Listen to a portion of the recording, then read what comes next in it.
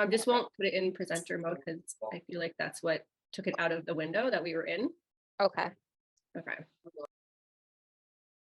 You didn't miss much, Karen. I was just telling them how about having faith in your business when things get tough. Oh, A yeah. really difficult client that I had, and we're going to talk a little bit more about that in a minute. But Oh, I had one of those in the summer. December, yeah. Well, we're not gonna gossip, but we're gonna talk about that. Okay. Well, it helps Um, us, right? So, yeah. yeah. So we're gonna chat about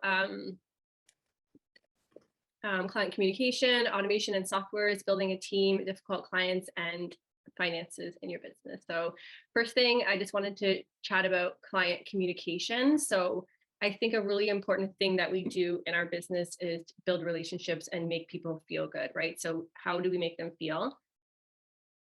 And how we speak with our clients through our social media, how we speak with our clients in person, how we speak with our clients through our forms of communication, whether it's like email or phone calls or text messages or auto responses.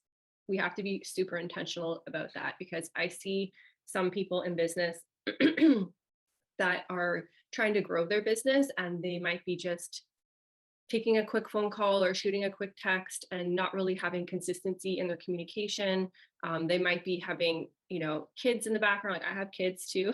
They might have different stuff going on. I try never to take phone calls. That's why I am like so diligent on like people booking calls with me, which I know some people might find annoying, but I can never guarantee that I can be 100% available for that person, like in all aspects, without any distractions, unless I have that time guaranteed for them. So how we speak to the clients, how we listen to the clients, even when we're doing services, is really important. I'm sure you guys, and I'm not speaking to you guys because you guys are all awesome, but I'm sure you've been on bookings where you've heard clients say, oh, they've had a bad experience somewhere and now they're scared to have their makeup or hair or whatever beauty service done because the person that did their makeup just did whatever they wanted. They asked them for something and they didn't do that look at all. They just, I don't know if they just have one look that they do or they just felt like they should do something else, but I've heard that feedback. Have you guys heard that feedback from people like that the artist didn't listen to what they wanted? Yeah, Yeah, for sure. I've heard clients a couple times say that. Yeah, so I feel like it's so important and sometimes we have to create looks or do parts of the service that we don't necessarily like think is like our favorite, right? So I know like I've had a few clients where their desired looks were so far from my personal preference that I wouldn't share the work just because it didn't align with the type of clients that I want to attract. But at the end of the day, ultimately if the client's happy, it doesn't matter if the look is like super circa, Y2K. It doesn't matter. So at the end of the day, we have to be really open to listening. And I feel like, especially when it comes to bridal beauty services, especially when it comes to the trial, like figuring out how to listen and like how to read people is really important. So if they might say, yes, I love it. And then you can kind of see that they're like slumping down or like they look shy or there's just like they take a deep breath before they say something. You can kind of read people and tell like, they're not really happy, even though they might say. So it's our job to like figure out how to listen in a various like ways and really talk them through and find that right form of communication because ultimately we know as professionals we can do whatever they want, obviously within reason, if we understand what they need. Do you guys have any tips for reading those clients that are hard to read? I think Pam, you and I just did a bridal trial and we were both like, we don't know how happy she was. Like it just wasn't easy to tell. And you go like your business follows up with an email because some people are just not comfortable like in front of your face telling you how they feel. In the end, she was happy. So she's just one of those people that doesn't express so much. But it was another way to communicate and be sure that we know, that she's happy or not with what we did. Yeah, I think like you had mentioned, some people are just they don't want to hurt your feelings. So we have to find, especially for those people who you can just tell right away that they're just kind of like monotone and there's no like level of excitement. Like, some people when they're talking about their weddings or their events that are coming up, they get so excited, they're sharing all the things, and some people just sit and say nothing the whole time. So I think just figuring out, yeah, like various forms of ways of communication, whether it be in person, over a phone call, over an email, some way is going to be important to do that. How do you accept inquiries? So recently, we put all of our inquiries in the form of like a form that people have to fill out. And the reason why, even like a single service, we started doing that because the reason why is I started losing track. Like things started falling through the cracks, especially with small event services. Weddings, we had a full system going, but for event services, I started losing track because people would contact us in so many different Facebook, Instagram, phone call, text message, email, like so many Google, like so many different ways people were messaging us. And it was really hard to keep track of all of those leads. So we just simply made a like an inquiry form that has like a URL code, and a copy and paste response, and everybody gets the same response with instructions on what to do. And then that form then goes to our inbox. And once it's in the inbox, everything's funneled into our email. So at least you can keep track of everything through email. So I find having like a consistent way to accept inquiries has been so helpful in terms of actually being able to follow up with people in a reasonable time, because we all know that I have it right underneath the fortunes and the follow-up. So if you don't get back to people in like a really short amount of time, chances are they probably reached out to 4 other people. And if that person got back to them in a professional way and they like what they saw and they know what the next steps are, they're probably already booked with that person. So I feel like having some kind of like flow or system to accept your inquiries, no matter what type of inquiry it is, and having it funnel into one place is a really, really smart way to keep track of stuff. If it's like you just have one booking here and there, it's fine. You can remember things. But if you're starting to get multiple inquiries, if you're looking to build a team, or if you have more than one artist working for you, if you do or more than one type of service, it can get to be really complicated. So I think having a system to accept inquiries that's consistent is really helpful. I also just can't remember anything. So I have to do that. Do you guys have any tips for client communication or accepting inquiries or anything that I might have missed? Do you guys have any ideas or things that have worked really well for your business? I'm usually just like really honest and open with my clients because I don't like I've had situations where there's a slight miscommunication in small details. So I just try to make sure everything's on the table, and I'm very transparent with like my pricing or my services or how long it'll take and that kind of stuff. Yeah, and I think that transparency and consistency is a key to building like a strong, trusting relationship with them. Because if they're getting like mixed messages, late responses or inconsistent responses or inconsistent pricing or, well, I thought you said this, well, you said that, well, no. Having that transparency in the beginning is, yeah, I think that's really good way to build trust and also to weed out the people that might not be your ideal clients, right?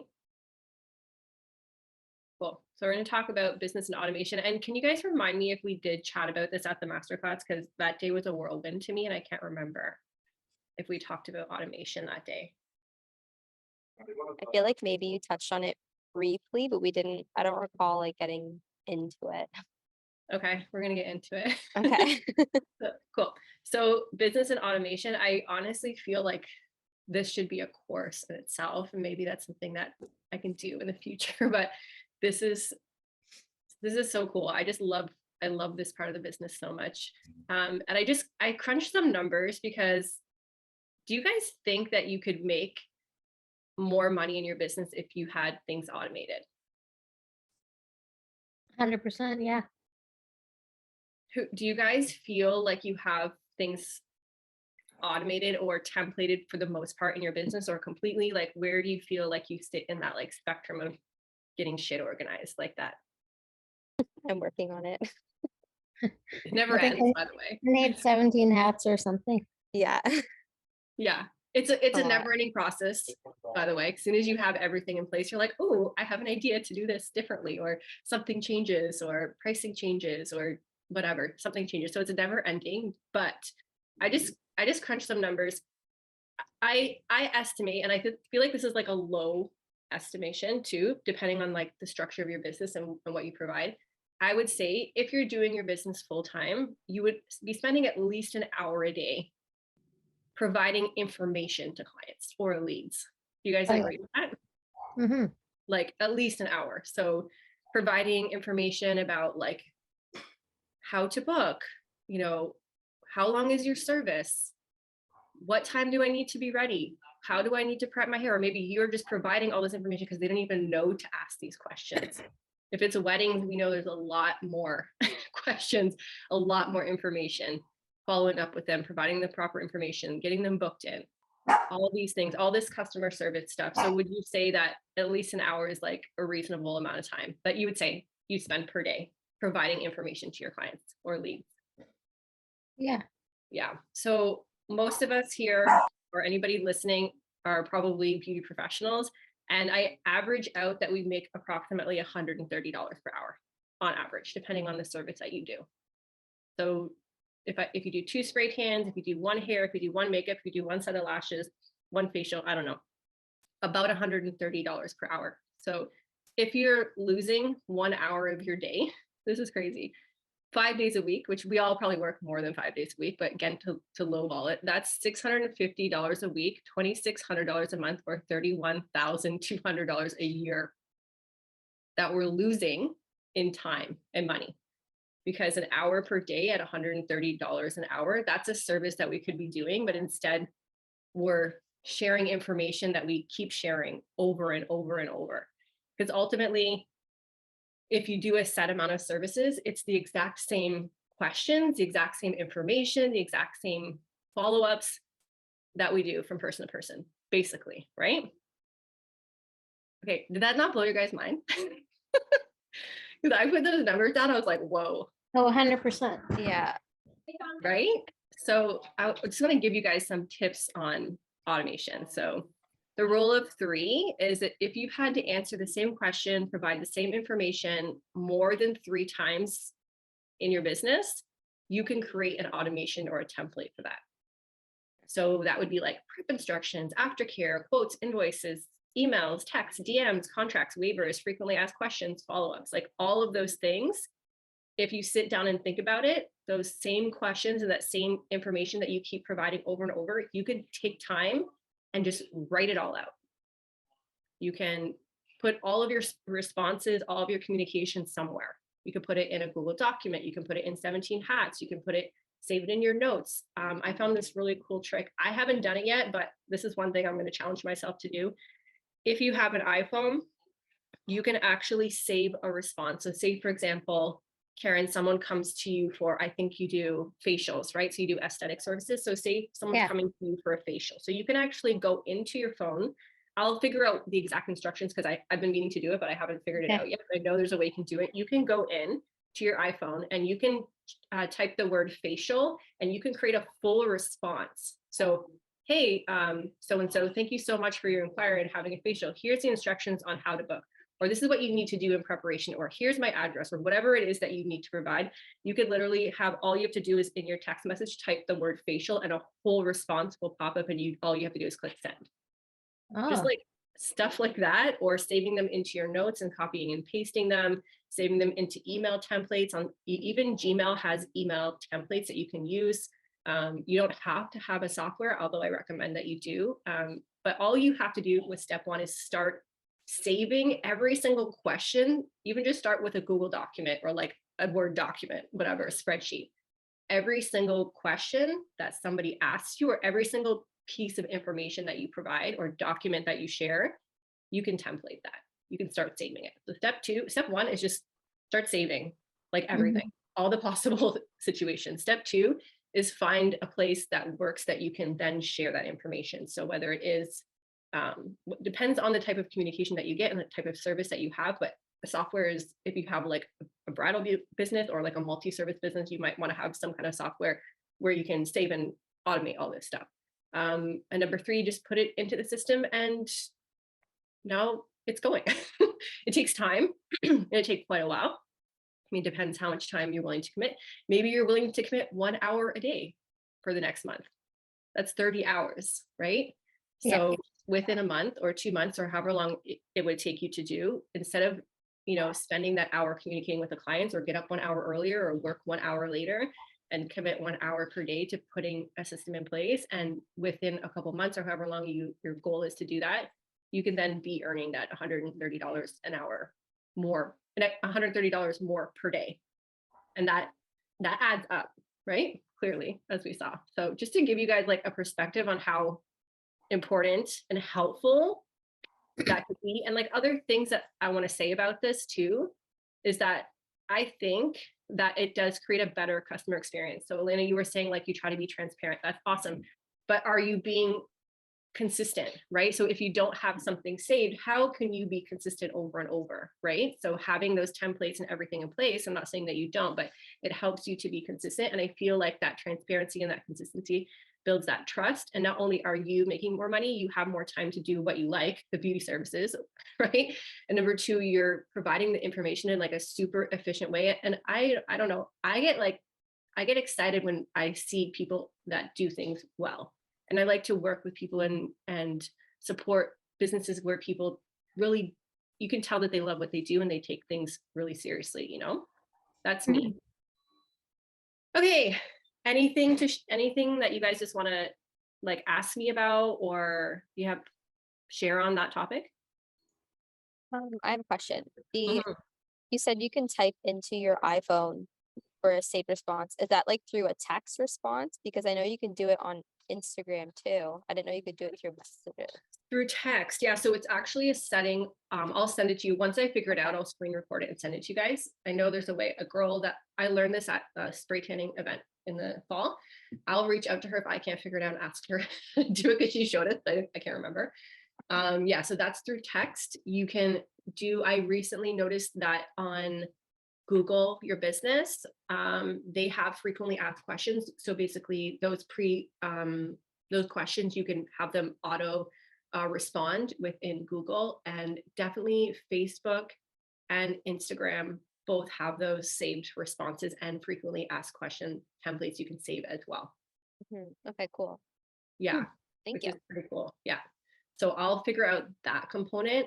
For the Instagram, it's just done right in the back of the app. If for frequently asked questions, it's done through your Facebook business page, and then you have to sync it with your Instagram, I believe. Oh, okay. Yeah, I would like to have a class on how to do 17 hats because I have no idea and it's overwhelming. So that's why I haven't started. It is. I know that 17 Hats does offer training too. Oh, okay. They do. Yeah, I saw like for their Black Friday, they Yeah. have like an actual training. I think they charge for that, but they do have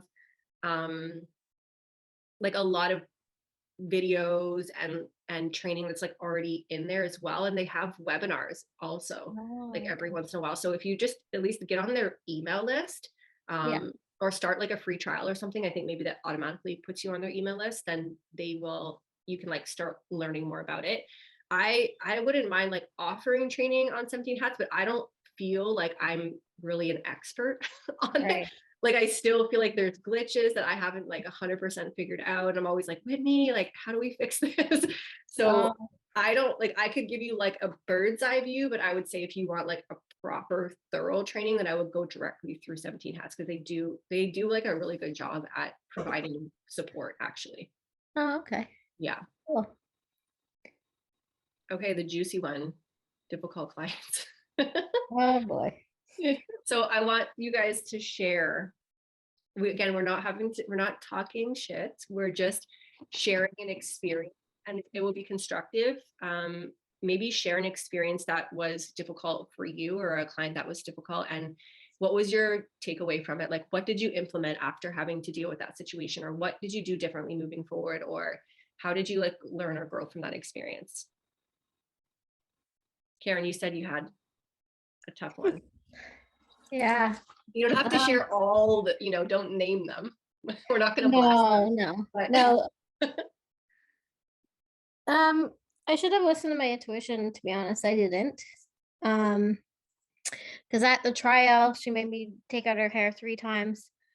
But looking back at the photo, it almost looked identical and she made me take it out. So I should have probably listened. This is a really picky client that she's never going to be happy, but I didn't do that. I didn't listen. So from now on, I'm listening. And then the night before, my daughter was sick. So that was the first wedding I couldn't ever go to. So I had to tell her in the morning, like, I can't come. I'm so sorry, but I have an amazing team that will come. Like my top like artists will do your services. And so it was really far out. They had to travel like an hour and 40 minutes to get there. Um, they kind of got lost a bit because the maps didn't show exactly where it is. Like they got lost. So but I kept on like talking with them and everything to make sure like they got there and everything, and they did. And the same thing, like I sent Nikki the photos of her trial and everything and all that. Like she even thanked me for her trial and everything. Um and then Vicky, my other one, was watching all this and she made Nikki take out her hair 3 times too. So you can tell like this client's never gonna be happy. So like I gave them enough time in case anything were to arise with that kind of thing and all that. And so they went a little bit past time, but they took videos and pictures and they looked absolutely amazing and gorgeous. And you could tell they were smiling, like a picture doesn't lie. And she even said in the video, "Thank you so much, Nikki," with a thumbs up. Like she was happy. And then she wrote me an email on the Monday after with these concerns, how they were late and how none of them were happy with their services and all kinds of things. So it was kind of disappointing, to be honest. I was like kind of upset and angry at the same time because looking at the photos and then seeing her reaction in the video, I'm like, this doesn't make sense. Like, so I did apologize. I did give her back some of her money. Like she actually wanted $1,000 back, but I'm like, I'm not giving that. Like they traveled an hour and a half. I like decreased my travel charge and everything like for her, and I gave her a discount on like her daughter's makeup and stuff. So yeah, it was Yeah. it was the first wedding I've never like could go to. And I just should have listened to my intuition. I should have listened. If I sent you the photo, she'll be like, "Yeah, she looks like a bride out of a magazine." Like, and you could tell they're happy, you know? Yeah, well, a couple of good things that I think that you did there was give a buffer time, because we know sometimes things happen and it's unfortunate that out of all of the clients, that's the one that you couldn't make. But maybe it was for a reason. Yeah, and like Yeah, she but- kept saying on because she after I give her money back, she even like did a review on my Google, of course. Why not? So I responded nicely and everything back and you know, and that and yeah, she wrote on my wedding wire and my Google. So she got me twice. And like people can believe that she did that because they're like, you gave her money back. So you gave her what she wanted. Like, so it was just out of spite, people feel, because I couldn't be there. Because she kept saying that about me and my daughter being sick. So Yeah, I feel like it's because I couldn't be there. And I just feel she could never be happy. But I do wish her well. But yeah. of course. Yeah, I mean, they're human, right? We don't ever wish anything on them, but at the same No. time, we're like, okay, so when these things happen, I try not to get like emotionally attached to these types of situations, but unfortunately, when you've built a business from nothing and part of your job is to make people feel good when they don't feel good, or they kind of attack you or whatever, or do things that feel unjust, it's hard not to feel it's hard not to feel hurt, upset, offended. Yeah. But just a quick question. Would you say there was any red flags prior to her coming in for the trial? Or was it like once she's there, you kind of knew like, Yeah, I'm when not she was sure about there, I could feel the energy. Like I'm a person that feels the energy, so I should have like. And my business coach is like, you need to listen to your intuition. Yeah, it's a hard thing to do. And I feel the same way. And I've been through a very similar situation. Um, because ultimately for me, it was like, I wanted to create a larger victory by making her happy than giving into her misery. You know what I Mhm. mean? Like, I'm going to make her happy. But like, we know as a woman, like, we can't make other people happy. They have to find that happiness within themselves. So no matter how great of a job we do, if they're not happy, like, we can't fill that void for them. Yeah. Oh Yeah. yeah, for sure. And after all that, I decided to redo my pricing a little higher and just changed everything up and um redid like my contract of things to say like so it was a blessing in disguise of what happened because then it made me do things differently in my business. It was Right. a really Totally. shitty situation, but it actually helped me in the long run, like, you know? Yeah. Yeah. It probably take a little while to get to the point of realization that Yeah. it did help, but yeah, I totally resonate with that. Yeah. Anybody else want to share a tricky situation or a tricky client? I had a very similar situation to that. A girl came in for her trial, showed me pictures. She even had the videos of how to do the hair and made me watch the videos and pause them as I was like finishing each section of her hair. And like I nailed it. It was exactly like the video, it was exactly like the pictures.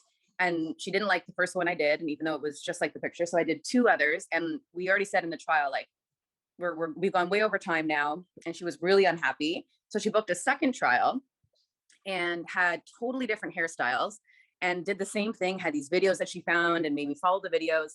And by the end of it, she still wasn't happy. And I was just like, I had done this before where I didn't follow my intuition and I took the booking. And by the end of it, I just said, like, I'm so sorry you're not happy. It's okay. Maybe I'm just not the stylist for you. And that's totally okay. And I'm very sorry. And I think I didn't charge her for the second trial, even though it took like 3.5 hours because it was like another like two hairstyles. Um, and yeah, in the end, I lost a client, but I had been in a situation where I did that and then got the bad feedback. So I just figured it's one person I'm going to lose. It may be a few others because she may tell other people, but at least the pictures that she took and that I shared with her of these hairstyles were good, in my opinion. So I have learned a Mhm. little lesson there. And I feel like sometimes it's better to just like nip it in the butt because otherwise it could have evolved into the situation that Karen experienced, where it's like snowballs. It impacts more people and it impacts your finance.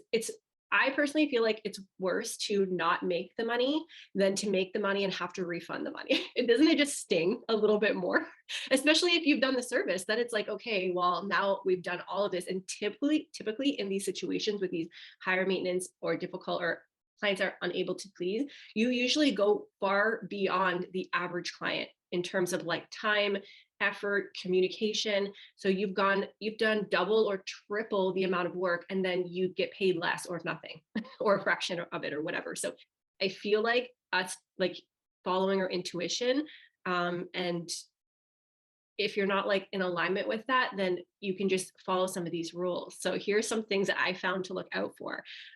Calling, texting too many times outside of like business hours, like they're stalking you, asking like the weirdest stuff. And especially if you have documentation and systems in place and you've already provided this information and you're like, please refer back to this information. Weird or inappropriate responses, constant negotiating or changing, not following your business policies, rude or distasteful, even disrespectful behavior. So I feel like we have to look out for these red flags because it's really not worth it. I know it's hard for us to turn down money because we don't get a paycheck unless we do work. And it's hard for us to feel like we couldn't make them happy because it makes us feel like incompetent, right? We start to like question ourselves, you know? Elena, is there anything you want to share on that? I feel like both Angie and Karen kind of covered everything. I have had similar experiences as well, and I've just kind of come to realize that you can't please everybody all the time, and I'm okay with that sometimes. Most times I'm okay with that. And it just, yeah, comes down to kind of what Angie said, like sometimes you're just not the fit for that person. Like there's other people that or maybe have a different style that work better for the clients. So I'm learning to, a big thing for me is I'm learning to like protect my energy around those kinds of clients, because for me, I feel like I've experienced enough to put that wall up for myself and know my own boundaries to be able to say maybe this isn't going to work out kind of thing. So they were on the right track, I think. Yeah. Here's just like a couple good liners if you have to fire a client, because then it becomes this secondary tricky situation where maybe you kind of gotten in so far with the client, like they have a contract, they paid a deposit, they've come for a trial, whatever the case may be. It's like, okay, now I have to figure out like a tasteful way to let this person go, right? And a few times, especially when people are like not willing to follow the policies like within your time frame, you can just simply say that you're no longer available. Like Angie said, not the best fit, right? So I think sometimes like that might hurt their feelings a little bit, but what are they going to do? They're going to review and say, oh, she didn't, worst case, they have less ammunition on you. If they're going to leave a review or whatever, they're going to tell their friends or whatever. If you get too far in, they are building ammunition against you essentially. So just say, Livy, refund them if you need to. It's better not to have a client where you risk losing money, sleep, tarnishing your reputation, getting bad reviews, being overworked, and attracting, people hang out with people like themselves, right? So what are we doing by saying yes to that person? We don't want any referrals from that client. We don't want to do that client again, right? So I think it's better to really, trust your intuition and be bold enough to know when to say no. Bye, Felicia. Tips for avoiding misunderstandings. And I think we've kind of touched base on this a little bit before, but knowing what to expect. So being, again, transparent, having everything up front. If you share all of the information that they need to know in advance, especially if they've signed a contract, you provide it an emails, paper, like never phone calls. Phone calls are great for like a sales call, but you need to follow up with them. And if I ever have a call where a client is upset about something, I will either do it where we record the call, or I take notes throughout the call, and then I send a follow-up email where I summarize the whole situation. And I never try to have it one-sided. Here are your concerns, here are our responses, here are your options, how do you choose to proceed, kind of thing.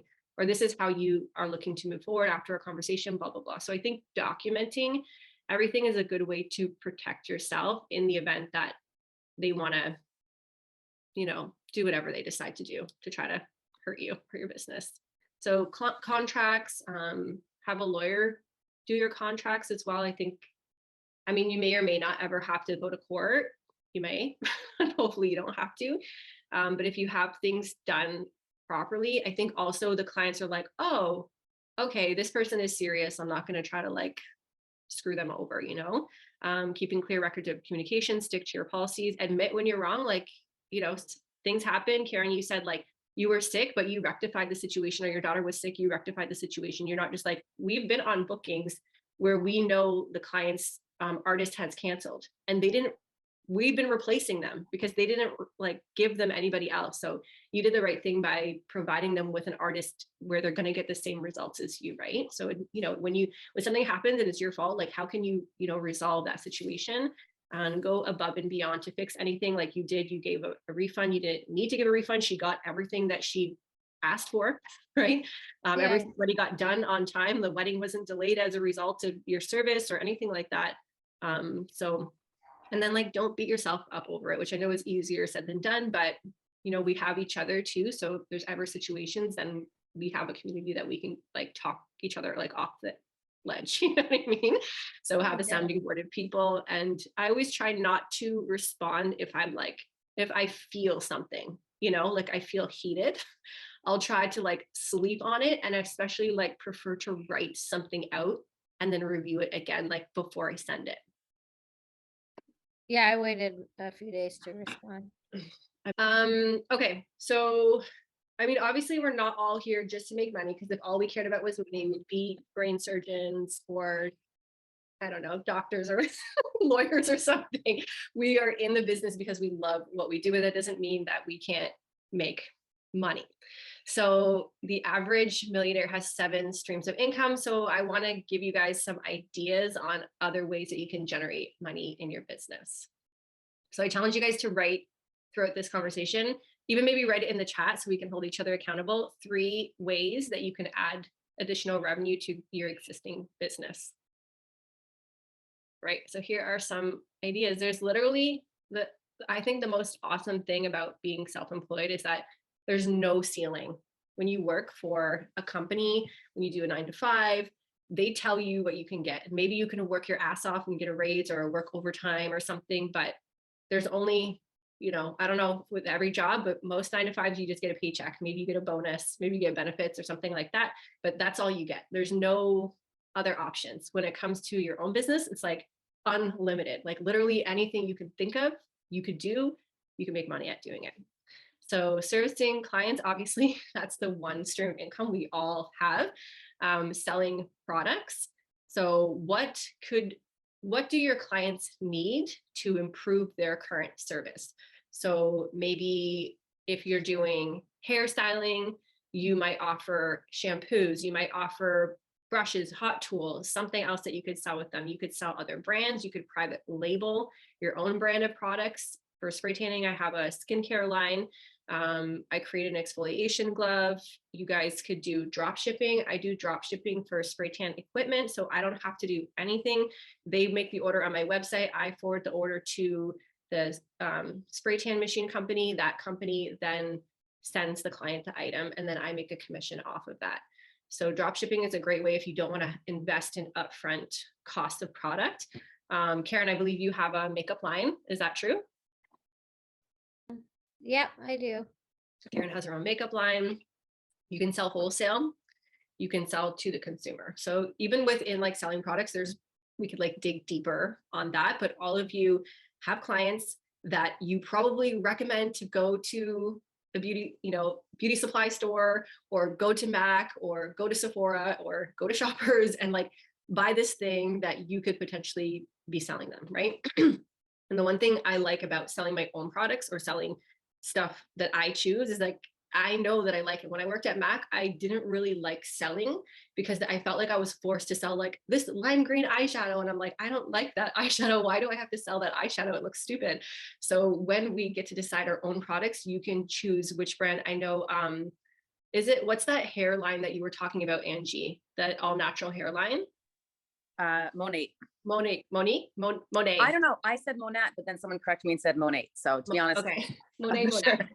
potato, whatever it is, like that's a great example of like something that you could sell because you use it, you talk about it, you love it, and they have a system that you can sell those products, right? So something like that, that's already set up in place, and all you have to do is sell the products. And I think they have an option where you can drop ship as well, so you don't have to even carry product in stock if you don't want either, right? So that's like an easy way that you could simply add another stream of income, upselling your existing clients, like adding airbrush, adding lashes, adding hair extensions, adding beauty spray tanning, adding contour, adding exfoliation treatment. So again, what is something that can make their experience better? Like, we're not selling anybody anything that isn't going to make it better, right? We're only selling things that are going to help their experience be better. And ultimately, it's going to put more money in our pocket, right? And I feel like when you have these upsell services, not only does it make it better, but it seems like more luxurious. And ultimately, it's like more of an experience for your clients, right?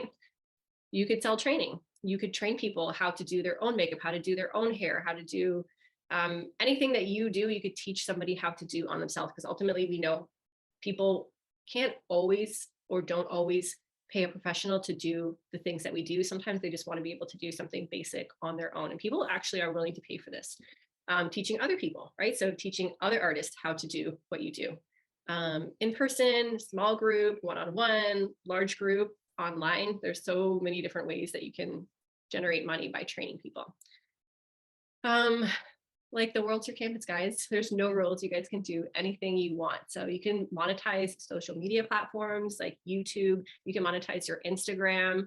You could be a brand educator. You could create money through affiliate commissions. So for example, like there might be a brand, like for example, Spray Tan Class, the company that I work for, she has a solution line. So if somebody wants to buy the spray tan solution, I can send a URL code, and that code gets like they can order directly through that code, and then I have an account with them. And every time somebody uses that code, I make a commission off of it. And I don't have to do anything but just, they're like, oh, hey, where'd you get that spray tan solution? Or, oh, what color is that when I post it? Then I just send them the link. I'm like, here it is.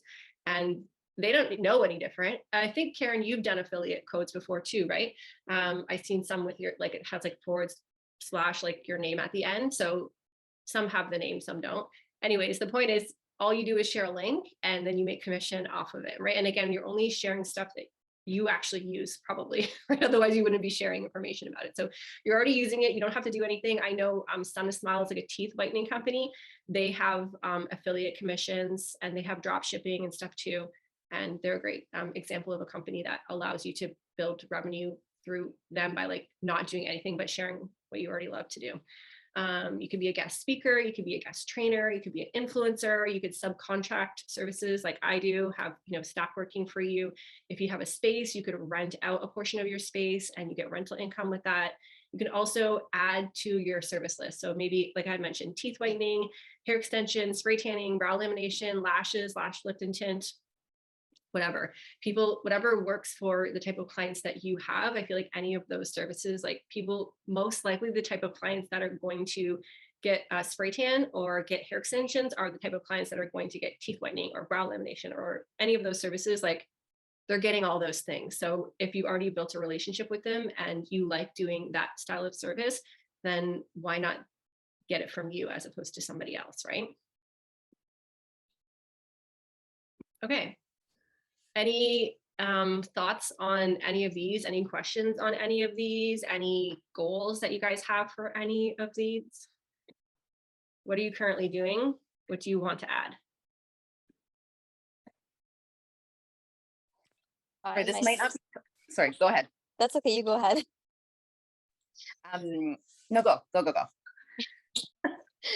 I'm currently working on a masterclass that a friend of mine asked me to do for a group that I'm in, and it's basically combining, because my services are a little bit more niche on my personal business, so it's combining just like a combination of beauty as well as emotional and spiritual aspects. So that's what I'm currently working on, to create a masterclass to Well, sign also us add. up. Sign Okay,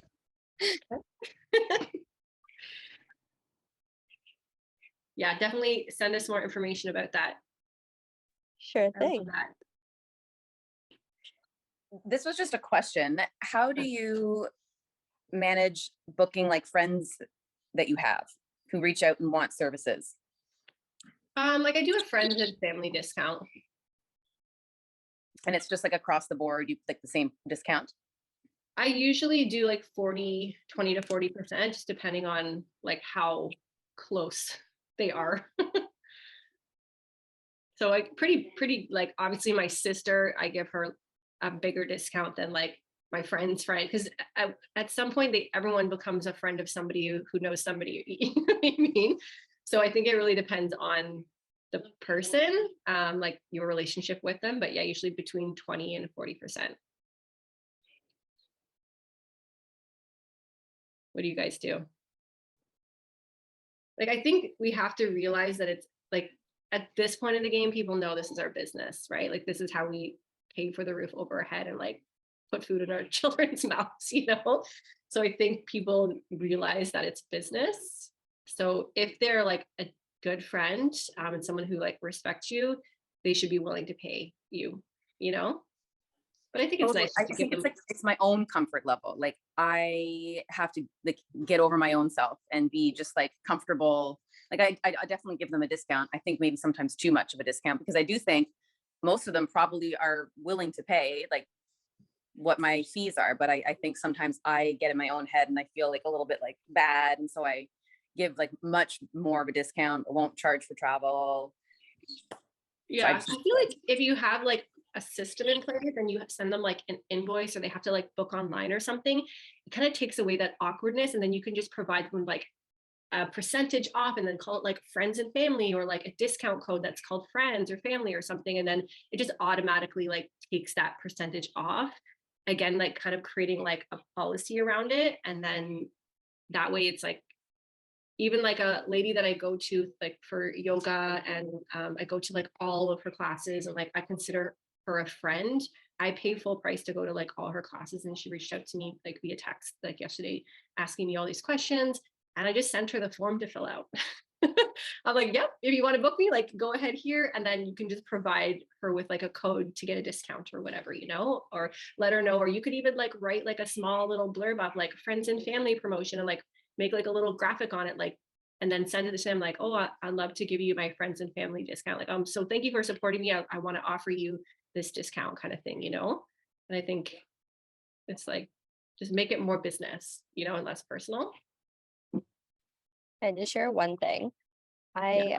I follow this one girl that inspires me throughout my business, and there was one thing she said about this specific thing, giving discounts to her friends and family, and she's not in the beauty industry, but she says she doesn't give discounts because it it requires the person to show up for themselves. So they have to pay full price because they're showing up for themselves. More or less for like if you're teaching something or sharing something to like better your overall well-being, I think it's important to maybe not give as much discount because then it gives the person the opportunity to be fully committed into what they want to do for themselves. It's true. I think if you get something for free or for really cheap, you're like less likely to, like you said, show up for yourself, like really do your part or be super committed to it. I feel like for a beauty Right. service might be like a little different, but for Mhm. something like a personal investment, like training or something like that, is, yeah, that's a lot different. Yeah. Also, like trading services, I like doing that. I don't know if everyone likes doing that, but I have like a trade service like agreement that I offer for other businesses, that if they have something that I want and I have something that they want, like we work out like a number and we do trades. Yeah, that's good as well. I like that. Yeah. Well, that's pretty much it for today. Is there anything, like, I'm going to be focusing on this kind of stuff because this is what's bringing me joy right now. So is there anything that you guys are interested to kind of dig deeper in? Any more business classes, any specific topics, and one-on-one support, content creation, artistry training? What would you guys like to see next? I honestly love any kind of like business coaching and learning, just like even talking like new ways to do things and helping each other, explore like different platforms, explore different ways to do things because I feel like a lot of things can be done different ways and maybe some people have an easier way to do it. Um, I'm open to everything. I feel like social media too, like social media training, how to use social media for business.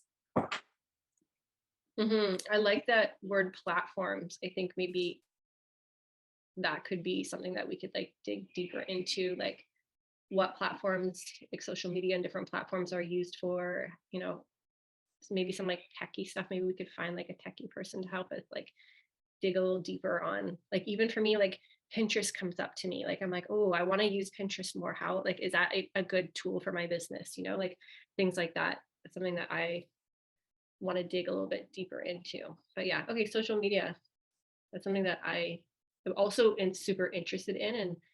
And I feel like I know a fair amount about it, but I'm, again, not the expert. So maybe we could find an expert.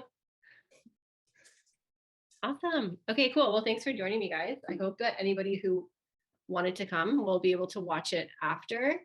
And I hope you guys have an awesome rest of their day. Okay, cool. Well, thanks for joining me, guys.